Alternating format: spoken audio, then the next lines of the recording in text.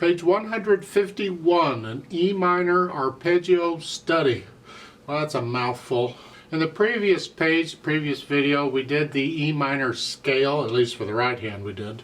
But this is the arpeggio. Now remember, an arpeggio is a type of broken chord where the notes are played one at a time, starting from the bottom going up or the top going down. This is on an E minor chord, and an E minor chord is just a one chord in the key of E minor. No big deal. Doesn't matter where it's played. Let's just do two hands here. It's block chord, they're all together. Broken chord is anything else? Well, arpeggio, I start at the bottom and I go up. Or I start at the top and go down. Or go both directions. It's an arpeggio. It's what we call an arpeggio. That's when you do that pattern is an arpeggio. So this is simply a study on the E minor chord playing that pattern. The notes look like they go everywhere, but all you're doing is an E minor chord. Look at the first measure. Left hand is playing these notes, and they got LH and RH in here to help you out. But in here, this piece, you can look at the stems of the notes. On a lot of music you can't on everything, but you can on a lot. And that is when the stems go down, use the left hand, and the stems go up, use the right hand. But again, that doesn't work all the time. They're doing it here. So at the beginning, you have that E chord. The first measure is just an E minor chord, and one at a time. And then the right hand does the second measure, and that again, you're down here. It's an E minor. You're just doing an E minor chord, one note at a time. And then for the dotted half note, the left hand crosses over and plays the E. And then that's time for two measures. Hold it out for 6 counts. This is a 3/4 time. Did I mention that? I didn't mention that. I'm old, I forget. It's just... Okay. And the second line, it's a slightly different chord. It's the 4 chord in E minor, or it's an A minor chord, but the E's on the bottom. So it's second version, and it's done. Oh, isn't that nice? Third line, measure 9, you're back to the E minor again. Now you keep going. The left hand is up here, the right hand, and then the left hand gets that high note way up there in the stratosphere, and that is 3 ledger lines above. Well, 1 ledger line is an A, 2 is a C, and 3 is an E. Makes sense that we're doing the E minor chord. Here, and then you go down. So forth. The last 2 measures, just finish it off with the A minor chord, or the 4 chord, and the 1 chord. Now remember, when you're playing a piece of music, the beat needs to be steady, whatever speed you're going. So it's like at the end of the first and second line, when my left, let's say the first line, you're here. I'm in this position. I'm finishing the line here. Whether I go to the second line or repeat doesn't matter. The point is, I need the left hand to play the next note. It's got to be back down here. I'm going to lift up a little bit early off here, so I got time to get down there. Maybe like an 1/8 rest or something. It's just a short. You don't do it real quick or nothing. You just lift up and move. So it's 1, 2, 3, 4, 5, 6, 2, 3, tie, 2, 3. So just lift up and move. So just make sure you don't mess up the beat when you do that. And that's pretty much the study as far as the notes go. Counting wise, they're quarter notes and dotted half notes. That's not a problem. You can do the dynamics. It's nice to practice the dynamics. You practice dynamics while you're doing scales too. But the MF-PP, you'll notice that the first line has repeat signs. It's surrounded by repeat signs. I don't agree with that, but they did. Okay. The second line is surrounded by repeat signs, so you can play it twice. So the first 2 lines you can play twice, but one line at a time. Well, the first line, the first time you play it moderately loud, and that's both hands. Whatever you think moderately loud is. Medium loud, mezzo, forte, sort of loud, yeah. Whatever. And then when you repeat the first line, you go back. Now you're going to play a PP, or pianissimo, which is very soft. You don't need that on repeat. They just stuck that in there to help you. You don't see it on repeat. You just have to know what that is. This just means the second time is very soft. How soft? Really soft. Real, how soft can you make? Don't use the soft pedal, that's cheating. Just got to do it with the hands. Second line, measure 5, you're going to play it loud. This is a little louder than you were the first time on the first line. And then when you repeat it, the second line, you do it very soft. Then the third line, you're soft, or measure 9. And then when you get to measure 11, you got a crescendo. You're going to go up to loud. So take your time. This is like measure 11 would be sort of a medium soft. And the measure 12 will be medium loud. Now you're loud. And you're staying there to measure 14. I suggest you wait to measure 15 and then start coming down. So measure 14, you're loud. And then measure 15, you're going to come down to moderately loud. And then next one is moderately soft. And then stay at moderately soft, apparently. That's where they want you. And then you have a hairpin there in the last 2 measures, which now I'd suggest here you match it. We can do this sometimes. You see, when you play notes on a piano, they die away on their own. They have their own thing. So I suggest you listen for that dying away, and however loud that is when it comes time to play the last measure, try and play that, match it, loudness. So it's here. Just try and play that match. Just however loud you are when that dies away, match that in the last measure. And that's good enough. Now, a little thing I don't agree with, however, we'll talk about it. The first line, they have a reverse repeat sign and a repeat sign at the line, so to indicate you play it twice.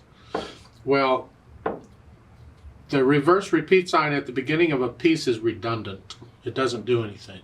You don't need it. I prefer not even be there. You see, when you get to a repeat sign, you're supposed to go back to the beginning anyway, unless there's a reverse repeat sign. I mean, there's different ways of wording it. So in the second line, that needs a reverse repeat sign at the beginning of it. If it weren't there, you'd have to go back to the beginning again.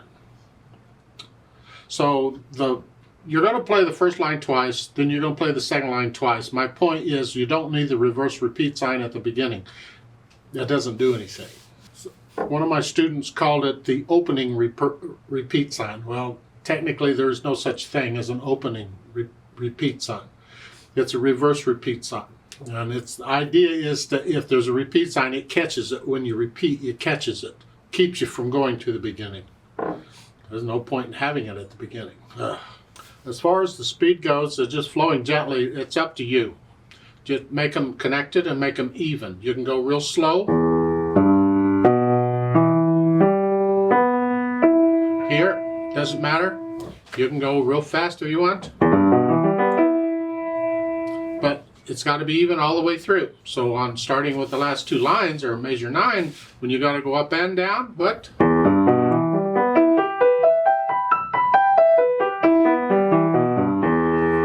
Make sure that's all even and smooth.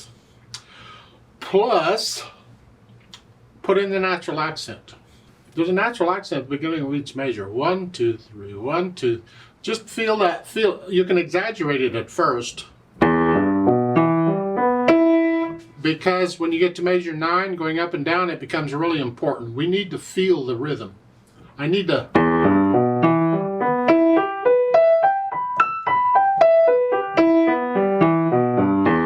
Accents don't fall on the fingers you think they're going to fall on. So make sure you do that. Now when you play it, you don't force the accent. You just feel that 1, 2, 3, 1, 2, 3, 1, 2, 3.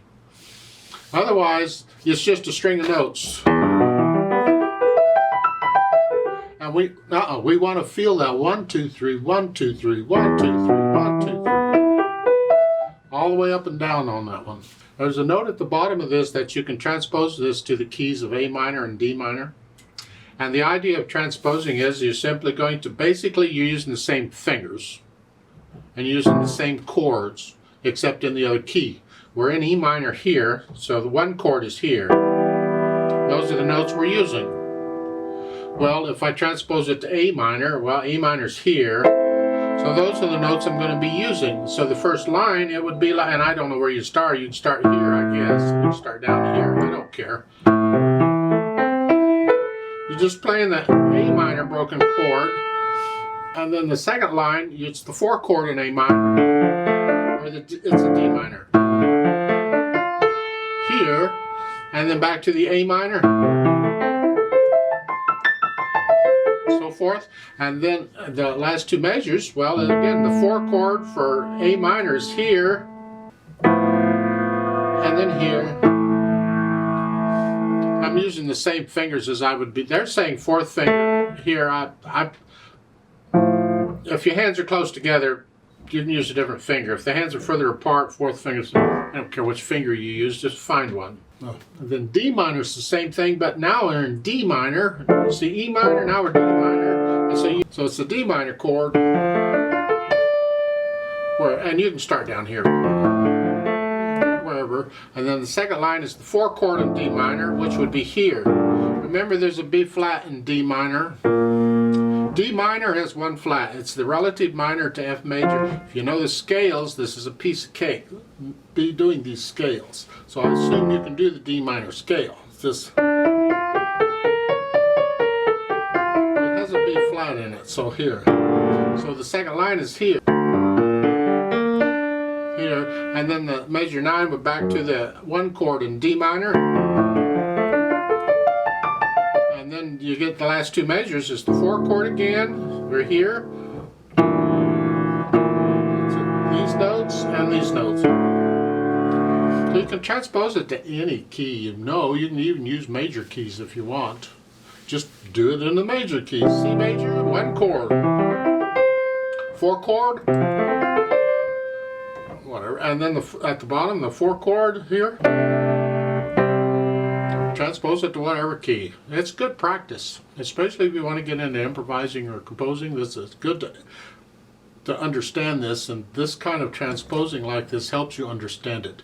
It's just, you can use the same fingers, you're just putting your hands in a different place.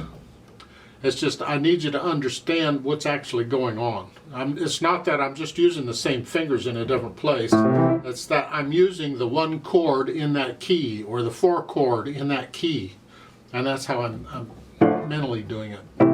See, when you start transposing things and the black keys get involved, sometimes the same fingering doesn't work so well. You have to change the fingering to allow for it. Now they've added pedal.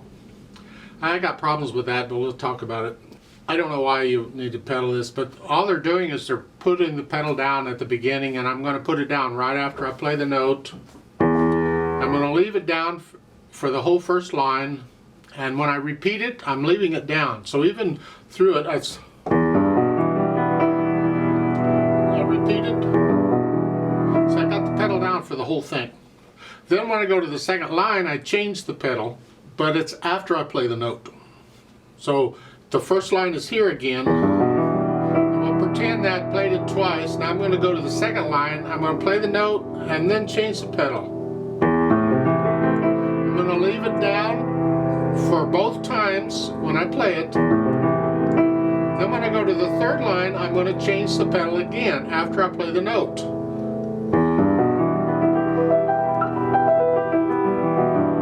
And then for the last 2 measures, I'm going to change the pedal after I play the chords, and again the last measure. And then at the end, the pedal and the hands come up together. But please learn this without pedal, and you don't need pedal at all, because you can hear more clearly that, are you really connecting the notes with the hands? See, I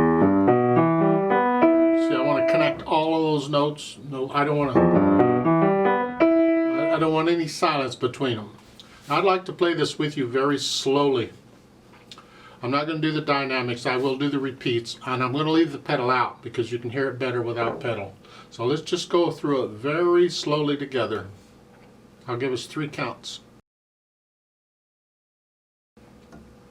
1, ready, go. 1, 2, 3, tie, 2, repeat. 1,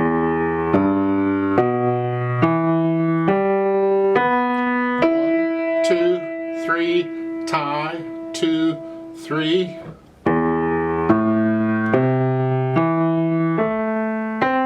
1, 2, 3, tie, 2. Repeat the second line.